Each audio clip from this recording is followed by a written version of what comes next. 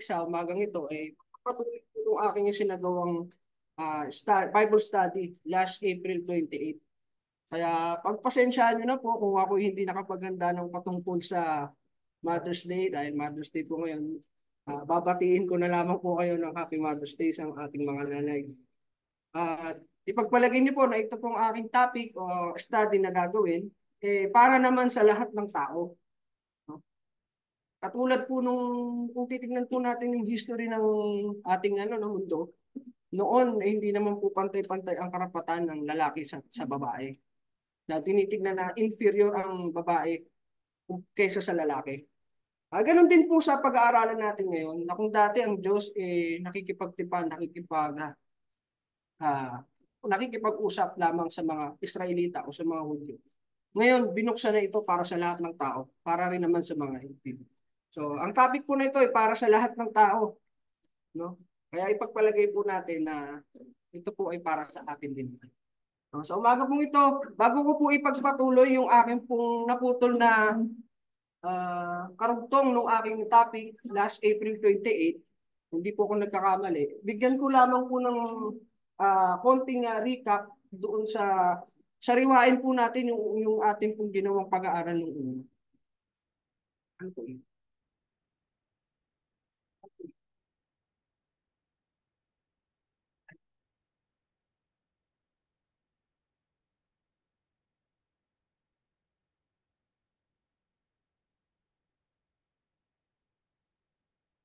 Siya pwedeng maging.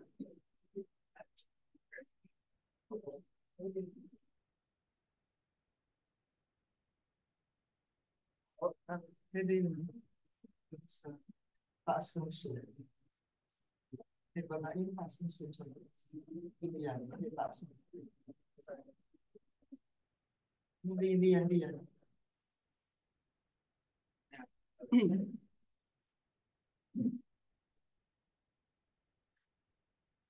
Ang pamagat po, pasensya na po, a better covenant which was established upon better promises. Ayan po yung ating naging title ng nakaraan. At yan po ay mababasa natin sa Hebrews chapter 8, verse 6, at ganito po ang ating mababasa. But now hath he obtained a more excellent ministry, by how much also he is the mediator of a better covenant, which was established upon better promises. So dyan po natin kinuha yung ating pamagat. At doon po sa ating pinag-aralan last time, ito pong better covenant or this covenant is described in 3 different words. Sa libro lamang po ng Hebrew, tinawag po itong New Testament. Sa Hebrew chapter 9 verse 15, ganito po yung ating binasa. And for this cause, he is the mediator of the New Testament, that by means of death, for the redemption of the transgression that were under the first testament, they which are called might receive the promise of eternal inheritance. So, diyan po, tinawag siyang New Testament or New Covenant. Dinescribe siya as a new. Pangalawa po, ay tinawag siyang second or ikalawa. Sa Hebrews chapter 8 verse 7, ganito po yung ating binasa dyan. For if that first covenant had been faultless, kung yung unang tipan ay hindi naging walang kakulangan, then should no place have been sought for the second. Hindi na sana hinanap ng pangangailangan ng ikalawa, ng second. Ito po yung pagkakadescribe o pagkakalarawan dito sa sinasabing better covenant. At sa pangatlo, tinawag siyang better covenant katulad po ng ating nasa title. Sa Hebrews chapter 7 verse 22, ganito po yung ating mababasa. By so much was Jesus made a surety of a better testament. Si Jesus po yung ating Panginoong Hesus, siya yung naging unang-una sinabi mediator. Ngayon, isa na yung tagapanagot sa mas mabuting tipan. Tinawag po itong better testament or better covenant. Yan po yung ating diniscuss last time. At sa pagpapatuloy po, tinignan natin kung paano siya naging better itong new covenant from the former testament or from the former covenant. Paano siya naging mas mainam kaysa doon sa naunang testament na ginawa ng Diyos sa mga Israelita. Nilagay po natin dyan, no, sa verse 8, Sa chapter 8 verse 7 po ng Hebrews, nakalagay po dyan that the first covenant was not faultless. Hindi siya walang kakulangan. Tulad nung nabasa po natin kanina. Dahil siya ay may kakulangan, hinanap siya ng pangangailangan ng ikalawa. And so letter A, that the Levitical priesthood could not bring perfection. Ang konteksto po ng ating tinalakay dyan, na kung nakakapaghatid ng perfection o ng kasakdalan itong mga Levitical priesthood na siyang tumanggap ng katungkulang pagkasaserdote, eh hindi na sana nagtayo ng iba pang saserdote, no? Hindi na sana sila ni-replace ng mas dakilang saserdote. At kung pag-aaralan natin yun nga po ang ating Panginoong Jesus, no? So, Levitical priesthood could not bring perfection. At doon sa letter B, those who approach could not make perfect. Doon sa mga Israelitang nagsisilapit na para maghandog o magdala ng kanilang hain para sa kanilang mga kasalanan, eh ang sinasabi ng kasulatan doon ay hindi ito nagpasakdal sa kanila. Hindi ito nagdala ng kasakdalan sa kanila. Dahil doon sa susunod na dahilan, because the blood of animals offered by the priest could not take away sins. No? Yan po yung mababasa natin sa chapter 10 ng Hebrews. At dyan, pinagpapag-aralan natin na kaya dumating yung pinakahandog, no? Kaya dumating yung binhi na pinangakuan na siyang mamamatay para sa kasalanan ng tao. Siya yung magiging kaganapan ng kautusan at ng mga propeta. Yun po yung nakaraang topic natin, that Jesus Christ is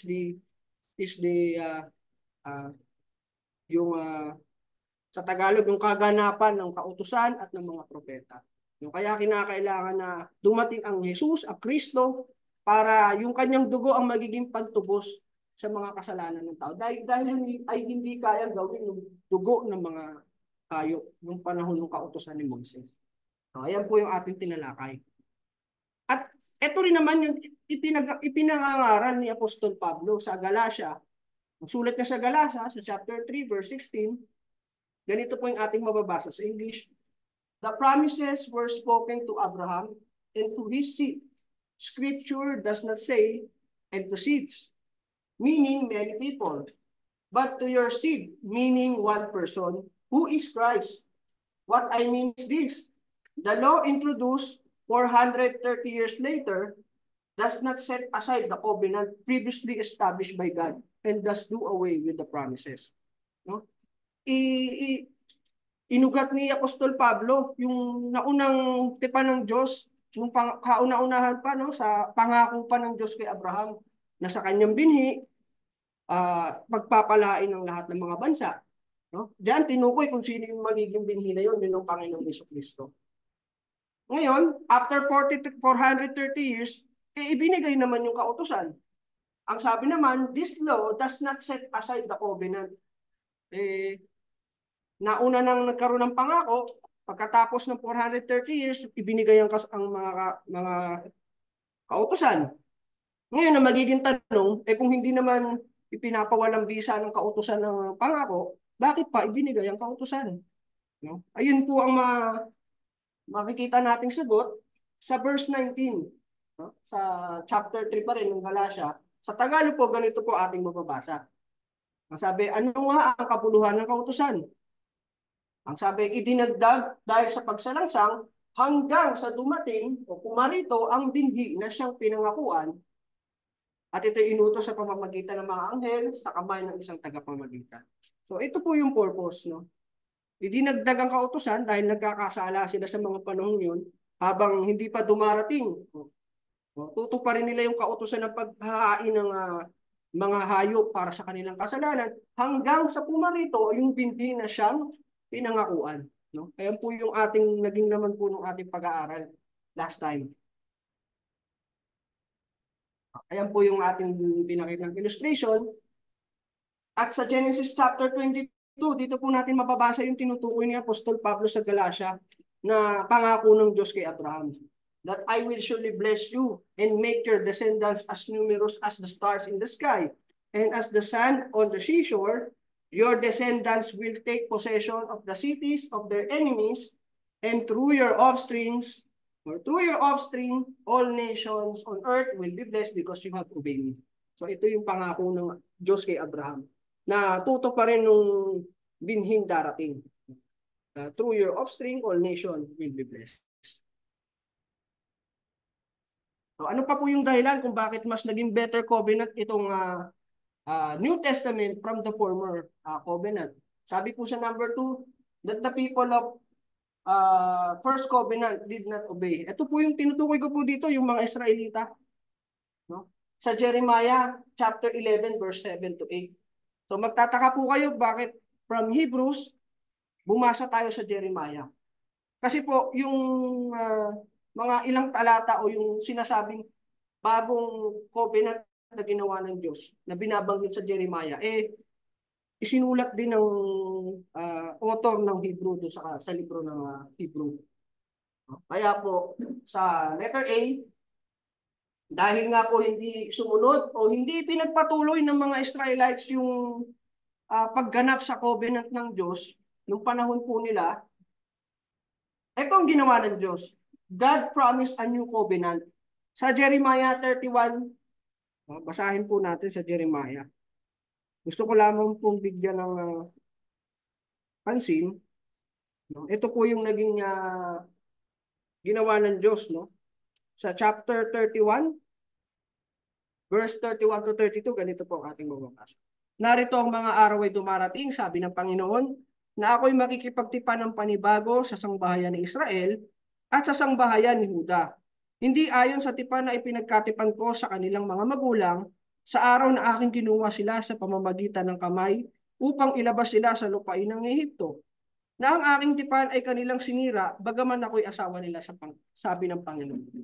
So dito po pinapaalala ng Diyos, no, na kung nung panahong sila pinalaya ko, yung kanilang mga magulang mula sa pagkakasakop ng Egypt. So gagawa ako ng panibagong tipan sa inyo. Hindi na gaya nung tipang ginawa ko sa kanila nung araw na sila pakawalan ko sa Egypto. Yun po ang sabi ng Diyos. Kaya po, pupunta na po tayo ngayon dun sa karugtong o yung part 2 ng ating tinatalakay na better covenant which established upon better promises. Magsisimula na po ako. At magsisimula po tayo sa Hebrew chapter 8. Ang verse po ay sa verse 8. Ito po yung sinasabi ko kanina. So dito po sa screen, pwede nyo pong ipagkumpara. No? Sa chapter 8, verse 8, quoted yung sinasabi o mababasa doon sa Jeremiah chapter 33, 31, verse 31. No? At ganito po ang ating mababasa. Dito muna po tayo magbasa sa Hebrew.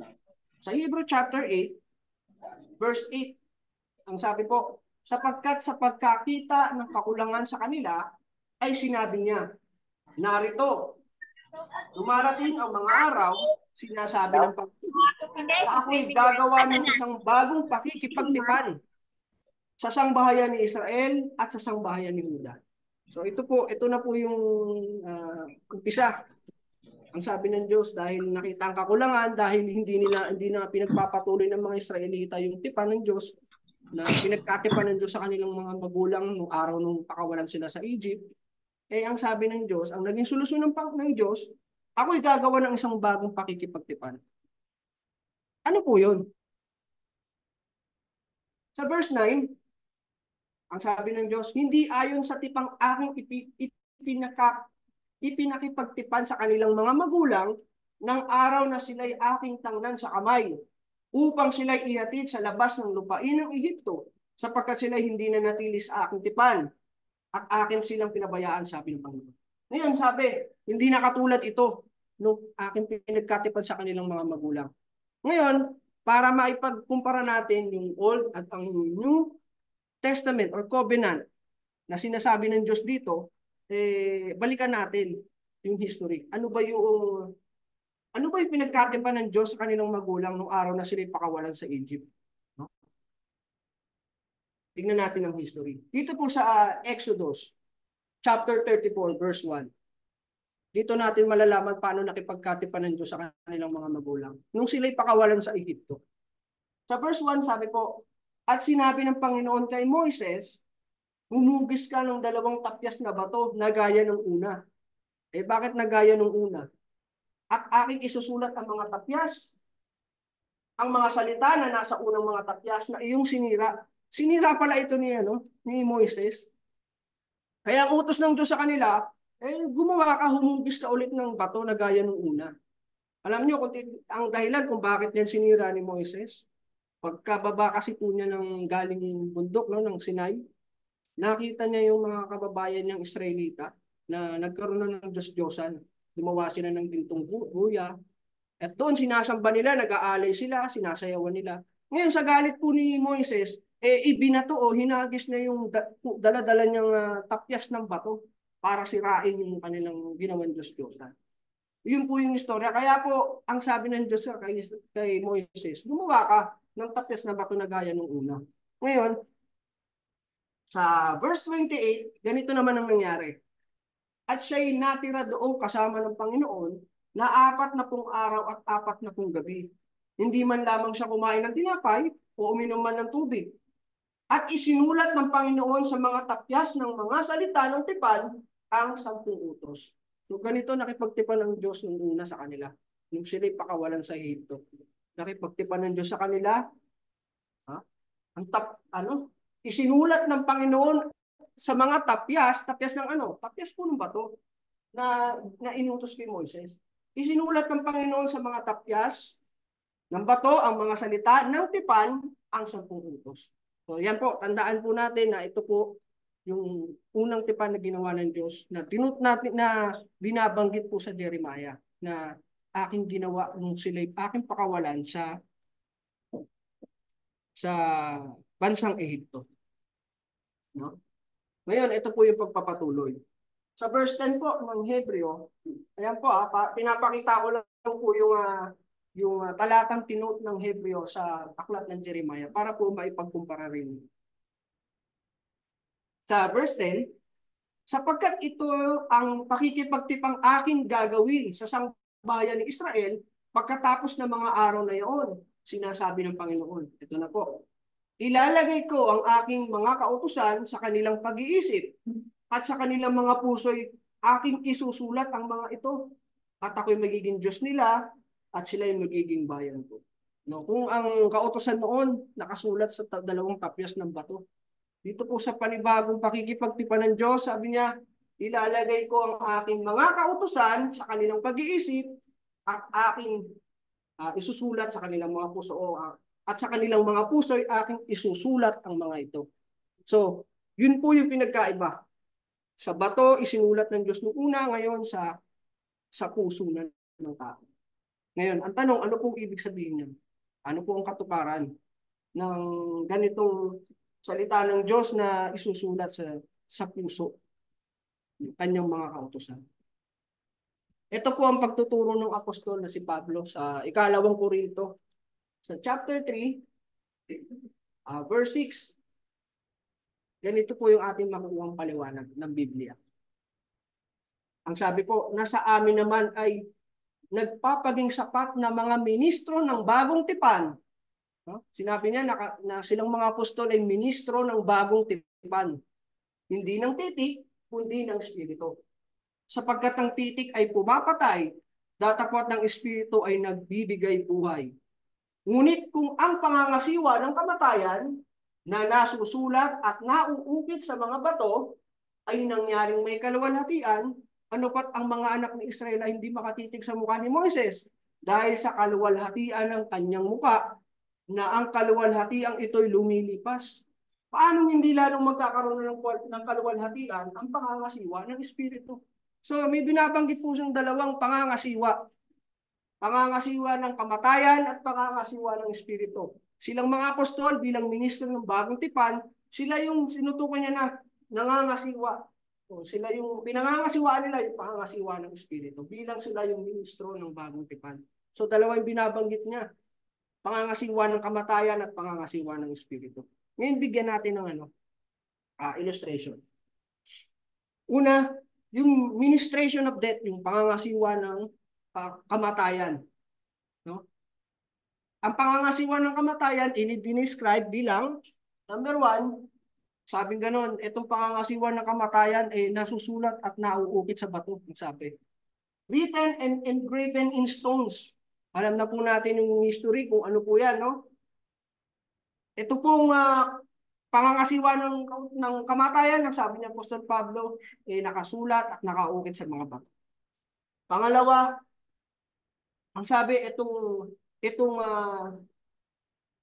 pangangasiwa ng kamatayan, ang sabi, di ba, kami ministro ng bagong tipan, hindi ng titik, kundi ng espiritu, sapagkat ang titik ay pumapatay. The letter killed. No, ano pong ibig sabihin?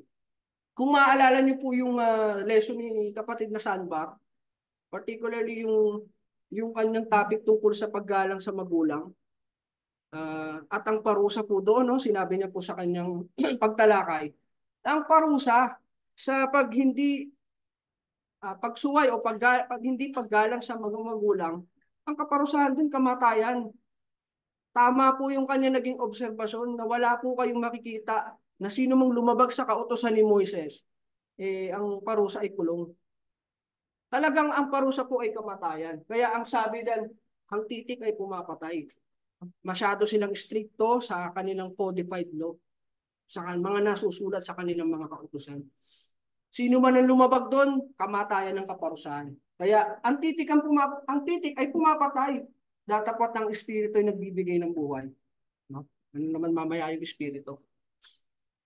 At itong pangangasiwa ng kautusan, sinabi nila kung paano hindi makatitig sa mukha ni Moises dahil sa kaluwalhati ang dala nito, pero etong kaluwalhatian nito ay lumilipas, sabi dun sa talatang binasa natin, that ministration of death was glorious, but this glory was passing away. Lumilipas po ito. Kaya nga sabi, paanong lalong hindi naging mas maluwalhati ang pangangasiwa ng Espiritu? Doon naman po tayo sa Espiritu. Pangangasiwa ng Espiritu. Ayan naman po ay dinescribe bilang itong dahil sila yung ministro ng bagong tipan, nabasa natin sa Jeremiah 31 at sa Hebrews chapter 8 na ang pakikipagtipang panibago ng Diyos sa mga Israel ay isusulat na ng Diyos ang kautusan sa kanilang mga puso. That the ministration of the Spirit is written and engraven in hearts. Magkaano po, no? Magkaiba po talaga. Number 2, Spirit gives life. Kung paano ang titik ay pumapatay, ang Espiritu ay nagbibigay ng buhay. Kung susumahin po, ang kahuhulugan po ng taong mananatili sa Diyos, nasusunod sa Diyos hanggang sa kanyang kamatayan, ay bibigyan ng buhay na walang hanggan. Ililigtas ng Diyos. Kaya ang Espiritu ay nagbibigay buhay. Na kung paano ang titik ay pumapatay, ang Espiritu ay nagbibigay buhay. Bibigyan ka ng buhay na walang hanggan. Ang suma po na yun, ayun po. Number 3, that the ministration of Spirit is more exceed in glory. Mababasa po natin yan sa chapter 9, verse 9 ng chapter 3, 2 Corinthians. Hindi po natin na ilagay doon sa screen. Pero ang sabi po dyan ay ganito. Sapagkat kung ang pangangasiwa ng kaluwalhatian ay may kaluwalhatian, ay bagkus pangang higit na sagana ang kaluwalhatian, ang pangangasiwa ukol sa katuwiran. So yung ministration of spirit, tinawag din pangangasiwa ng katuwiran, na ukol sa katuwiran. Yun po yung pinagkaiba nung unang tipan ng Diyos na nasusulat sa mga bato. Ang titik ay pumapatay, ito yung may kalulatian, ngunit lumilipas. Ito namang bagong pakikipagtipan ng Diyos, ang kautusan ay nasusulat sa puso. Ang Espiritu ay nagbibigay ng buhay, sila ay ministro ng bagong tipan, ministro ng Espiritu na nagbibigay ng buhay, and this ministration of Spirit is more exceeding glory. Lalong mas may kaluwalhatian kaysa po sa pangangasiwang ng kamatayan.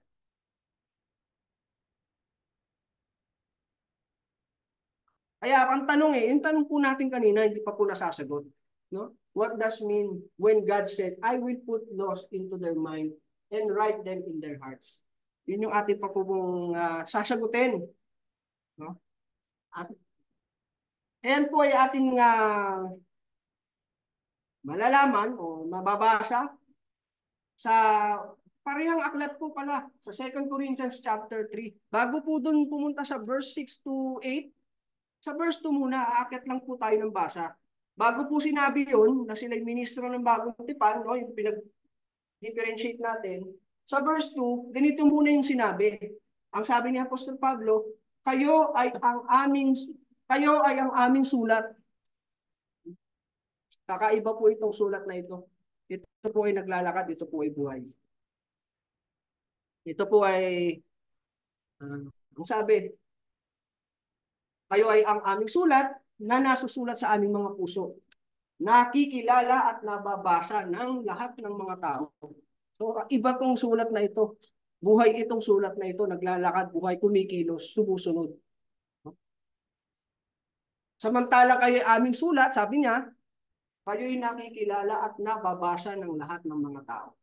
No? Sa sumunod na verse, dilinaw na niya. Ano po ang ibig niyang sabihin?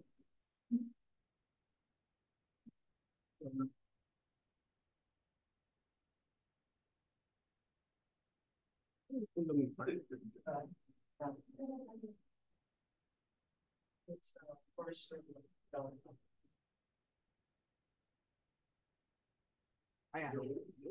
Thank you. Sa verse 3, nilinaw na po. Yamang nahayag na kayo'y sulat ni Kristo. No? Sulat ni Kristo na pinangasiwaan namin. Hindi isinulat ng tinta, kundi ng Espiritu ng Diyos na buhay. Hindi sa mga tapyas ng bato, kundi sa mga tapyas ng pusong laman. So dito nilinaw na kayo'y sulat ni Kristo na pinangasiwaan namin. No?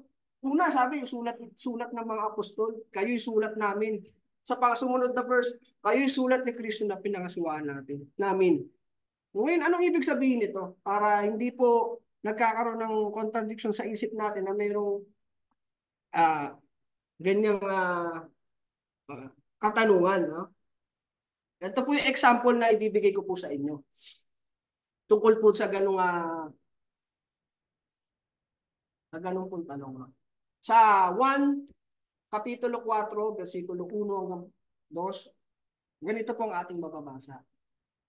Ito po yung example po, para po maintindihan natin ano pong ibig sabihin ni Apostol Pablo doon. Nang maalaman nga ng Panginoon na nabalitaan ng mga Pariseo na si Jesus ay gumagawa at bumabautismo ng lalong maraming alagad kaysa kay Juan. No? Naalaman ng Pariseo na si Jesus ay bumabautismo ng mas marami kaysa kay John the Baptist. Sa verse 2, ang sabi, bagaman hindi bumabautismo si Jesus, kundi ang kanyang mga alagad. So dito nilinaw na yung gumagawa ng literal na pagbabautismo, yung kanyang mga alagad. Dito ay yung pinapakita na yung authority o yung nag-uutos ng magbautismo, si Jesus, kumbaga siya yung utak ng pag-uutos ng pagsagawa ng bautismo.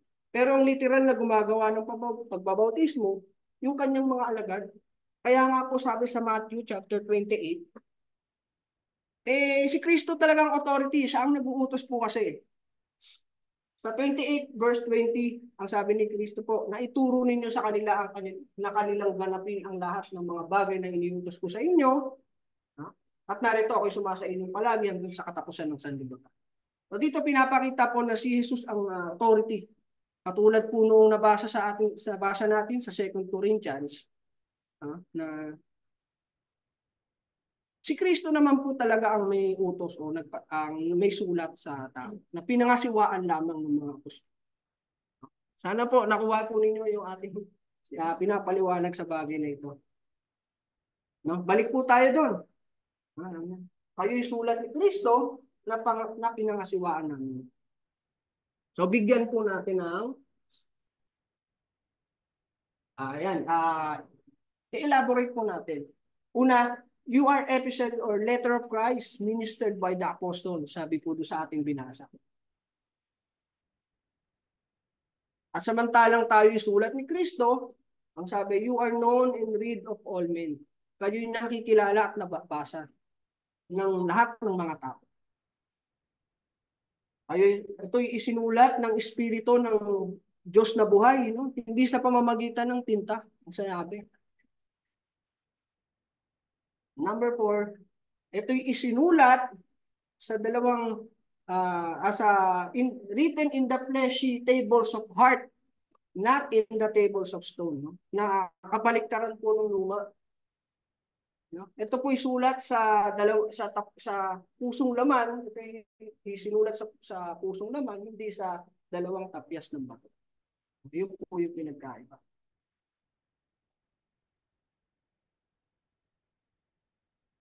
At ito rin po yung paliwanag ni Apostol Pablo.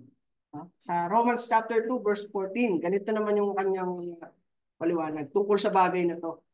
Sabi niya, sapagkat kung ang mga hintil na walang kautusan sa katutubo ay nagsisigawa ng mga bagay ng kautusan, ang mga ito na walang kautusan ay siyang kautusan sa kanilang sarili. No?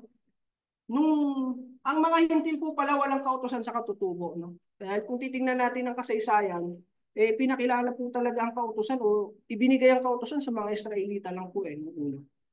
Kaya pero ang sabi, bagamat sila ay nagsisigawa ng mga bagay ng kautusan, ang mga ito na walang kautusan ay siyang kautusan sa kanilang sarili.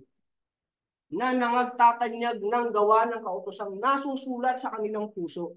No? Nangatatanyag yung kautusan na nasusulat sa kanilang puso sa pamamagitan ng kanilang gawa, ng kanilang pagsunod. Natatanyag yung kautusang nasusulat sa kanilang puso. Kaya hindi masasabing walang kautusan talaga itong mga hintil. Dahil ang kautusan, ang sabi, nasusulat sa kanilang puso. At ito'y natatanyag sa pamamagitan ng kanilang gawa o kanilang pagsunod. Na pinatotohanan ito pati ng kanilang bulihi at ang kanilang mga pag-iisip ay nangsusumbungan o nangagdadahilanan sa isa't isa. So dito po mapapansin niyo po na talagang nung una, ibig ko sabihin, ibinigay ang mga kautusan sa mga Hudyo. No? Makikita po natin yung advantage ng pagiging Hudyo o Israelita nung una. No? Mapapansin po natin. Kaya nga sabi ni Apostol Pablo, ano ang kahigitan ng pagiging Hudyo? Talakayin na natin. Yan sa chapter 3 ng Roma, verse 1. Ang tanong ni Apostol Pablo, ano nga ang kahigitan ng Hudyo? O ano ang mapapakinabang sa pagtutuli? Sa Bible po, sa history, bigyan ko lamang po ng background po. Yung pagtutuli po, pag sinabing pagtutuli, tumutukoy po ito sa mga Israelita Hudyo. Ito po kasi yung covenant ng Diyos noong una kay Abraham na magiging palatandaan ng kanyang sangbahayan. Kaya po pag sinabing ikaw ay tulig, sabi nasa linya ka ni Abraham. At bagamat ikaw ay nasa linya o lahi o nasa sangbahayan ni Abraham, tagapagmana ka ng pangako ng Diyos kay Abraham. Kaya po malaking pagtatalo yan ng pag-aaralan natin. Yan po yung history ng pagtutuli kasi po ngayon sa Pilipinas talagang uso na rin po yung tuli. Kaya po hindi natin pwedeng i-apply sa panahon natin ngayon ang ibig sabihin ay ganun. Din po yung background yan, pagtutuli. Ito po yung pagkakakilanlan ng mga Hudyo ng panahon nila na sila ay isang bayan ni Abraham. Ngayon ang tanong, ano ang kahigitan? Verse 2, marami sa anumang paraan. Ang una sa lahat ay ipinagkatiwala sa kanilang mga aral ng Diyos. Yan yung una, pinagkatiwala sa kanilang mga aral ng Diyos. Down to chapter 9. Okay, na po natin, fast forward. Sa chapter 9, so ang konteksto po muna ng talatang ito, sinasabi ni Apostol Pablo na sana siya na lang ang maitakwil kay Kristo kaysa yung kanyang mga kapatid sa laman. Ibig sabihin, kaysa yung aking mga kababayang Israelitang itakwil ng Diyos, ako na lang, sabi niya. Sapagkat nangihinayang siya doon sa mga bagay na ginawa ng Diyos sa mga taong ito. Kaya nga, ang sabi niya sa verse 4, Israelita, napawang mga Israelita na nasa kanila ang pagkupkop, ang mga kaluwalhatian, ang mga tipan. Hindi lamang po isa, kundi ang mga tipan. Kung te-trace back po natin yan, ang mga kasulatan sa Old Testament, no? Una natin binanggit yung pangako ng Diyos kay Abraham, kay Isaac, kay Jacob, sa 12 tribes, sa panahon ni Moises, nung ibinigay ang kautusan, nakipagtipan ng Diyos, hanggang sa panahon ni David, ni Haring David, mga anong pangako kay David, sa kanyang binhi, sisibol yung magtatayo ng bahay ng Diyos. Yun ang Church of Christ na itinayo ng ating Panginoon sa Kristo, sa kanyang tinupan. Kaya, sa kanilang mga tipan, sabi ni Apostol Pablo, nasa Israelitang mga tipan. At ang pagbibigay ng kautusan sa panahon ni Moises, at ang paglilingkod sa Diyos, sa kanila rin itinuro ang worship. Kaya nga gumawa sila ng tabernakulo. Sa kanila po itinuro yun. At ang mga kapangakuan, nasa kanila ang mga magulang, si Abraham, si Isaac, si Jacob, 12 tribes. No? At sa kanila, itong higit, at sa kanila mula ang Kristo, ayon sa laman na siyang lalo sa lahat, Diyos na maluwalhati magpakailanman. Sa kanila galing nga rin mismo ang Kristo. Sa kanilang lahi ipinanganak yung Kristo na si ating Panginoong Jesus. Kaya ito yung kalamangan o kahigitan ng mga Hudyo sa mga Hentil. No? Pero ang isa pang tanong po dyan, ang tanong, but the covenant is for the nation of Israel and Judah only? Kasi nabasa po natin sa chapter 31 ng Jeremiah, no? Letra por letra po ito.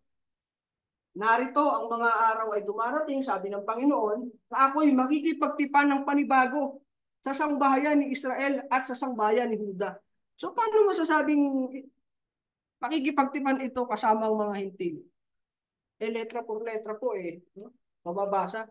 Para pala sa sangbahayan ni Israel at sangbahayan ni Judah, para pa rin pala sa mga Hudyo ito. Paano po yun? Pero alam niyo po ba na ang pagiging Hudyo ay hindi na po ayon sa laman? Ibig ko po sabihin, bagaman, halimbawa, kayo po ay hindi talaga lahing Israel, Pilipino po tayo. Ewan ko na lang po kung meron mga half Pinoy po dito. Pero bagaman yun ang natural na lahi mo, ano? Hindi ka po talaga lahing Israelita, hindi ka Hudyo. Pero maaari kang, sa paningin ng Diyos, maaari kang maging ganap na tunay na Hudyo o Israelita. Tignan po natin ang kasulatan. Sa Roma, chapter 2, verse 25, ganito po yung ating mababasa. Sapagkat ang pagtutuli, yan po yung background, no? Sabi, sapagkat ang pagtutuli tunay na pinakikinabangan kung tinutupad mo ang kautusan. Datapwat kung ikaw ay masuwayin sa kautusan, ang iyong pagtutuli ay nagiging hindi pagtutuli. Israelita ka, hindi masuwayin ka sa kautusan. Humihiwalay ka sa Diyos. Tinuturing kang hindi Israelita, hindi ka Hudyo, hindi ka pagtutuli. Tinuturing kang hindi Hudyo, hindi pagtutuli. Yun ang sabi. Kung ang hindi pagtutuli nga ay tumutupad ng katuwiran ng kautusan, hindi ba aariing pagtutuli sa kanyang hindi pagtutuli? O, ikaw naman na ihintil. Pero tumutupad ka sa katuwiran, tumutupad ka sa kautusan ng Diyos. Hindi ba inaaring pagtutuli ang iyong hindi pagtutuli? Sabi ganon. No? Basahin pa po natin. At ang di pagtutuli sa katutubo, naturally, hindi ka Israelita, kung tumutupad sa kautusan, ay hindi ba hahato sa iyo na may titik at may pagtutuli na masuwayin sa kautusan? Dito, mas may nagkakaroon pa ng karapatan na humatol yung mga hintil doon sa mga tuli na masuwayin sa kautusan. Di ba hahatol sa iyo na may titik, na may pagtutuli ang masuwayin sa kautusan? Sapagkat siya hindi Hudyo, kung sa labas lamang, by appearance, sa yung talagang lahing Hudyo ka, ang sabi doon, hindi lamang doon ang pagiging Hudyo. Hindi lamang sa labas, hindi lamang yung pagiging naturally lahi mong Israelita. Ni magiging pagtutuli ang hayag sa laman. Kahit pa ikaw ay tuli, ikaw ay talagang Hudyo by birth, maaaring hindi yan ibilang sa'yo o hindi ka kilalanin talagang Hudyo. Bakit po? Dahil sa pagsuway. Datapat siya'y Hudyo sa loob. No?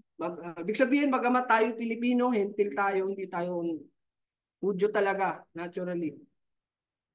Pero itinuturing ng Diyos na Hudyo sa loob, inwardly.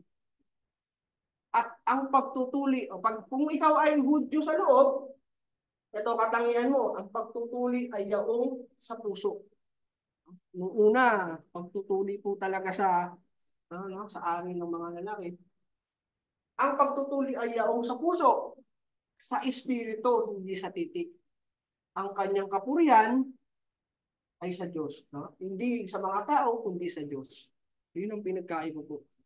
Hindi na po ayon sa laman ng pagiging Hudyo. Na kung ikaw ay hentil, sabi, ikaw ay Hudyo sa loob. Tinuturing kang Hudyo. Ang pagtutuli mo ay sa puso, sa espiritu, hindi sa titik, at ang iyong kapurihan ay sa Diyos, hindi sa tao. At balik po tayo dun sa ating pinag-aaralan. So yun na, nasagot na po. So samantalang ikaw ay Hudyong panloob, ano? Na-resolve na po natin.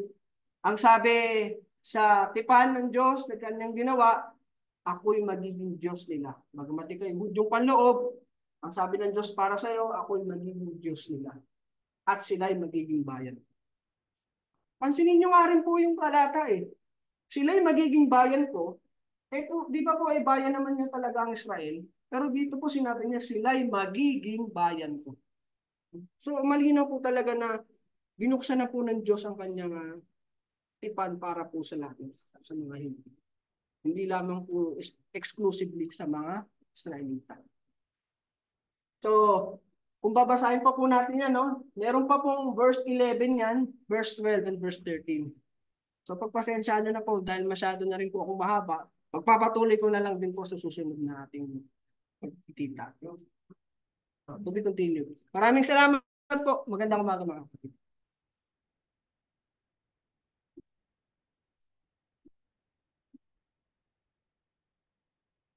Salamat kapatid na Nahum sa iyong binahaging Bible study. At sa pagpapatuloy ng ating gawain sa umagang ito ay umawit muna po tayo sa nagbibilang 114. I want to be a worker.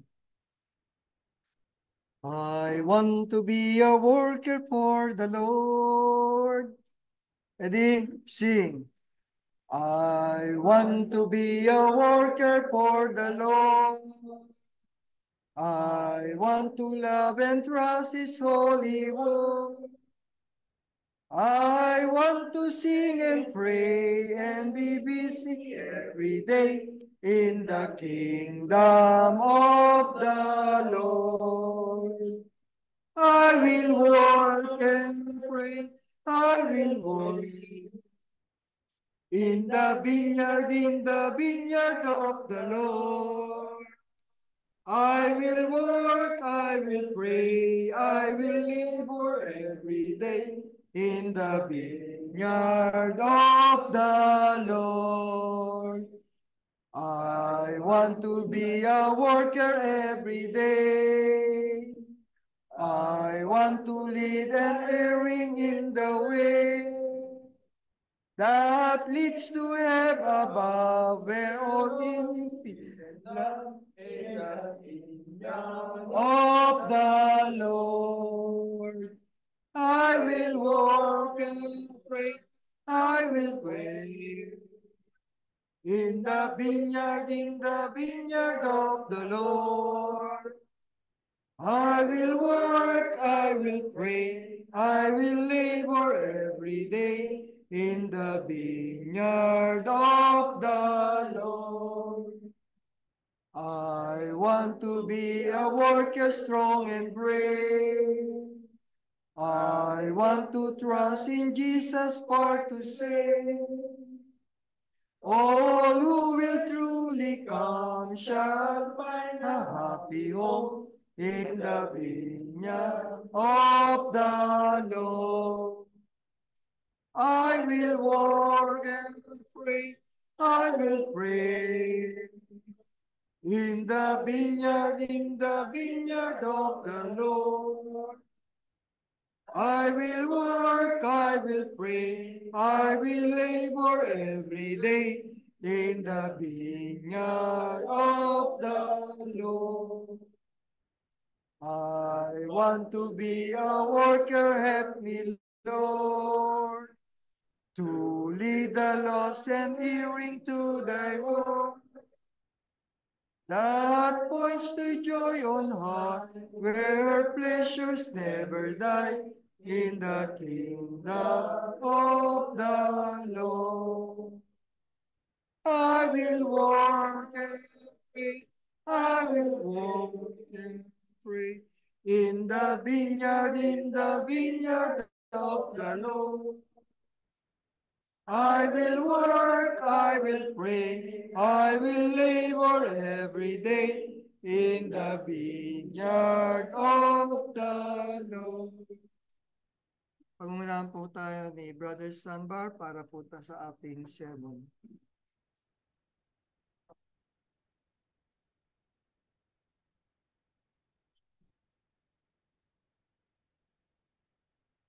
Isang magandang